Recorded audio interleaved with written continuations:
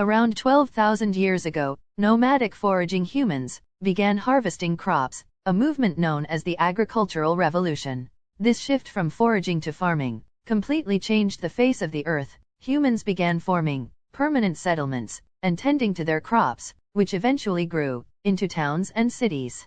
Humans also began domesticating animals and claiming permanent territory for human settlements, which dramatically altered life for many other species. Scholars often depict the agricultural revolution as a great leap forward for humankind, but Harari disagrees.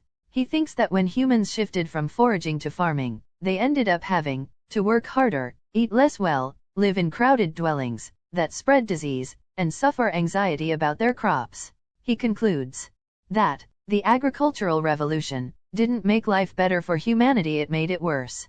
The typical peasant in traditional China ate rice for breakfast, rice for lunch, and rice for dinner.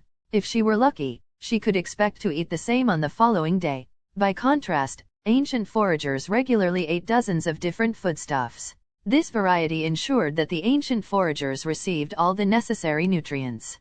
Harari also argues that foragers lived relatively comfortable and happy lifestyles, averaging 35 or so hours per week of communal, social and friendly, roaming, food gathering, and dwelling-oriented tasks. In comparison, laborers in developing countries clock an average 60 to 80 hours a week, doing mind-numbing, isolating, and repetitive work each day.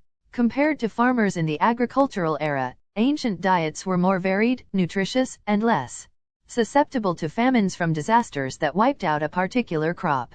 Hunter-gatherers had different subsistence requirements and lifestyles from agriculturalists.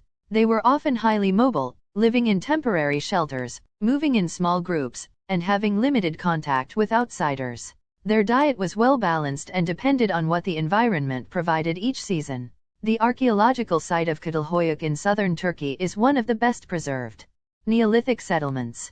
Studying Çatalhöyük has given researchers a better understanding of the transition from a nomadic life of hunting and gathering to an agriculture lifestyle. Archaeologists have unearthed more than a dozen mud-brick dwellings at the 9,500-year-old Çatalhöyük. They estimate that as many as 8,000 people may have lived here at one time. The inhabitants of Çatalhöyük appear to have valued art and spirituality. They buried their dead under the floors of their houses. The walls of the homes are covered with murals of men hunting, cattle, and female goddesses.